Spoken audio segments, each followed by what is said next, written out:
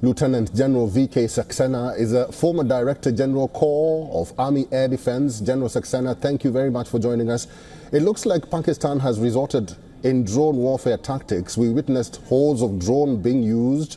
We heard from the Indian side that 300 to 400 drones were used on day one. We have been witnessing it subsequently as well. How is Pakistan managing all this?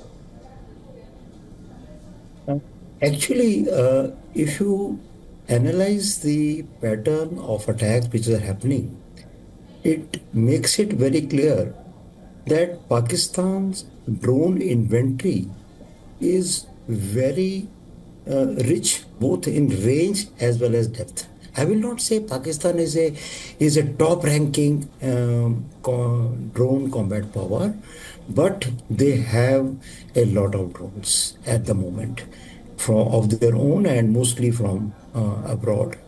I will take you through the Pakistani drone inventory as it developed. It all started in 1990s when Pakistan started to develop drones which are basically reconnaissance drones. In professional language, these drones are called STAR drones. Those are intelligence, surveillance, target acquisition, and reconnaissance. So these are the ones which are basically very small drones which can carry out reconnaissance and also direct fire. The drones of 1990s were Ababil, Baz, Jasoos, Kaab. Those are all vintage machines. They're all gone. Thereafter, somewhere around the turn of the century, Pakistan started to import a lot of drones from many countries, especially from China. It brought drones on the ASN category. ASN 105A, ASN 206. These are basically reconnaissance and can be mounted for attack.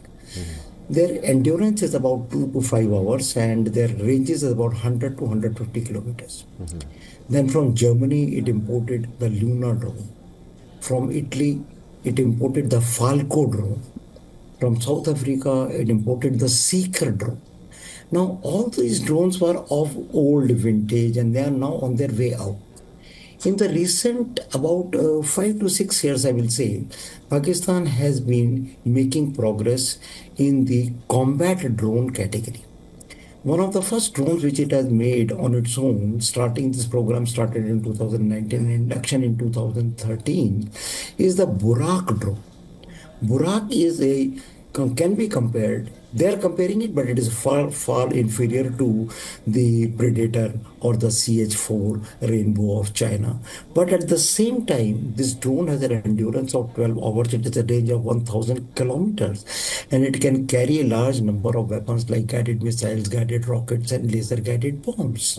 This is one of the major acquisitions of Pakistan. That means inbuilt. In your view, which drones do you think Pakistan is using in India, and what would be the ramifications of using drones at this juncture of the conflict?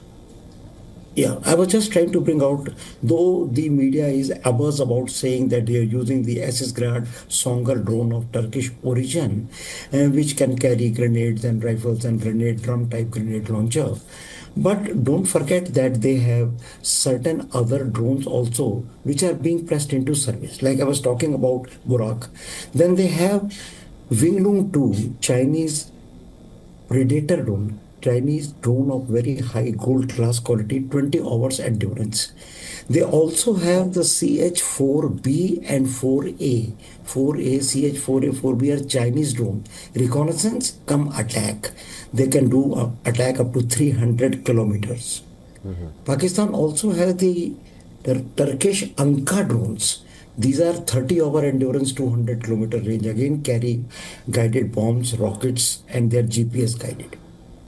Then again, Pakistan indigenous, that is Global Industrial Defense Solution, has produced a drone called Shahpur 2, or Shahpur 2 and 3 has also come, which is again of 2021 vintage. This drone is also being pressed into service, which is not being picked up by the media. And the most important drone, which is seen in large number, is the Turkish drone, which is the SS-Guard drone, small drone in size, range just about 5 51 kilometers, carries rifles, and it has range both from 5, 10, 15, and 23 kilometers. This is the drone which is being used in maximum quality. But there is a combination, and in addition to that, there are a large number of smaller drones which are being used by Pakistan. And as you are saying in the media report, 300 to 400 drones. They cannot be all of one. If you see the debris, if you see the images, they depict different images and different types of drones which are being pressed into service. And let me tell you, this is the first drone war between two arch rivals ever in the history. In all other wars, the drone was never played so prominently. And you see the drone rebels. General Saxena, we are hearing some drones have been downed in borders of Haryana, even as India intercepts and even thwarts every foreign element in its airspace. How worrisome should that be? Yes, drones are called, actually, I have called them in my writings as little monsters. Why little monsters? Because they can enter a contested airspace, drop munitions of various types, which can be rockets, bombs, laser-guided bombs, or just grenades. They can also trigger the enemy radars to detect them. And once their enemy radars open up, like when our own radars as defenders radars open up, these can be targeted by enemies' other weapons like loiter munitions, anti-radiation missiles. So they are acting as a force multiplier. But in our situation, we should feel very proud and we should feel very confident today on our capabilities to take down drones. Thanks to the Indian government and the Ministry of Defense over a period of time, they have gradually and steadily built the anti-drone muscle in the Indian defense arsenal. Now I will tell you, what is this anti-drone muscle? To kill a drone, there are two challenges. First challenge is detection challenge, and the other challenge is the kill challenge. Now, what is this detection challenge? In a normal air-air defense duel, you have radars. They look at the target, they detect them, they pass the data to missiles, the missiles fired, they kill. Point, game is finished. But in the case of drones, they are, why I said little monsters, they have a very small RCS. What is RCS? Radar cross-section. Very simply put for the audience, radar cross-section is the degree of visibility of an. If you have a large RCS, you will be visible to a radar. If you have a small RCS, you will not be visible to a radar, to a conventional radar. Now, just to give you an example, in radar cross-section, a normal combat aircraft like a MiG aircraft or a Su-30 or a F-16, they have radar cross-section from 1 to 3 meters square. But when you talk of drones, their radar cross-section is 0.01 to 0.5. And now we are addressing towards 0.001. So small. Therefore, what is the problem? The problem is that conventional radars cannot detect them. And therefore, what we require to detect them? We require different means.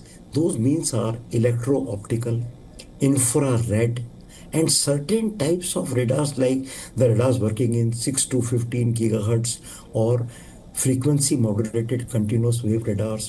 Now, this detection capability is already on board on our systems, which are anti-drone systems. Now, talking about the detection is not only electro-optical, it is electro-optical and IR based. What is electro-optical? Electro-optical is a day camera, a night camera, a laser rangefinder, and a capability to detect small RCS drones through confirmed through radars. Now, how do you kill them? How do you kill it? If you have detected them, how do you kill? For killing, there are three major options which India is exercising, and India has developed over a period of time. Give us one deterrence that India has used that is really working at this hour or at this moment and needs to be enhanced? Just one. Yes. It is the one which we have used against the drone power is both the soft kill as well as hard kill. There is no one system. In the soft kill system, we have used our electronic warfare systems, including our anti-drone systems, which are killing the drones either by jamming them or by using laser beams to fry up the electronics and electromagnetics. In addition, the hard kill systems are being used. What is hard kill system? Our air defense guns, which are Zu-23 guns and L-70 guns, are being already modified to combine with anti-drone detection system in such a manner that they can bring down a preponderance amount of live fire in the drone area. And if you see some of the kills of the drones, which is just now a news came in, a drone downed by 26 air defense regiment. Earlier, a drone was downed by another air defense regiment. These are the regiments which are equipped with the mainframe guns, air defense guns, and also Indian defense industry. Also, Indian public industry, public sector has produced specific, I will not be able to give you classified details, of anti-drone systems which have both the detection in terms of electro-optics and IR and kill by radio, by RF jamming, by laser and by hard kill. There's a company called Dissent Technologies Limited. It is anti-drone systems are being used, I will not tell you where, but they are very effective as drone killers. They have recently come out with another drone killing system which is equipping the hard kill with machine gun system. There are many other public private sector which I will not name here, but suffice to say that our drone anti-drone capability is as strong as the drone attack of Pakistan. If you see the night of 8th May, what happened? More than 400 drones attacked all the way from Pathankot, Jammu, right down to Kutch. But none of the drones actually did any damage, number one. Number two, more than 50, as per the MEA briefing, the briefing of the MOD, more than 50 to 60 drones were brought down. By what systems? By our own caliber, by our own capability of detecting them, number one, and killing them by hard kill and soft kill. General Saxena, with all being said, how should the world react? Because we've seen the Secretary of State of the United States speaking to the Army General of Pakistan instead of speaking to the Prime Minister. And we've also seen Turkey offering arms to Pakistan. So how should the world react to this conflict between Pakistan and India? Very quickly. Actually speaking, this statement has been summed up by Mr. Omar Abdullah, that on one side you are telling reduce the fire or stop the fire or douse the fire. At the other end, you are putting fuel in the fire. The IMF bailouts, the weapon supplies from Turkey, from other countries into Pakistan, standing in support, and at the other side you are telling de-escalate, and on one side you are putting weapons, equipment, supplies, moral support, psychological support, and on the other end when you turn around you say de-escalate. This is the double standard, this is the hypocrisy, this is the untruth which the world needs to see. If you want to really de-escalate, then do I have to prove that a state which is using terrorism as an instrument of state policy, is it to be encouraged or is it to be condemned by the world in one single voice? You cannot give arms, you cannot give bailouts at one end and preach on the other. You say you see the truth. Who who is exporting terror. Now you see the terror, we attacked on the 22nd April terror attack, we replied by attacking the terror sites. But the ownership of the terror attack was immediately taken by who? The Pakistani military establishment. Not only their generals were seen at the funeral, their drones came in. Did we say? We said very clearly, this is measured, this is non-escalatory, this is focused. It is one-on-one terror versus terror. From where are you sending military drones into another country's military establishment? You are targeting military facilities. So the ownership of terror by the military establishment is not a rocket science. It is clear to the blind eye. And therefore, the world needs to condemn it in one voice. You cannot douse the fire at one place and fuel it at the other. That is my take on this. Well said. I've been talking to Lieutenant General V.K. Saxena. He's a former Director General Corps of Army Air Defense. General Saxena, thank you for your time and for talking to us today.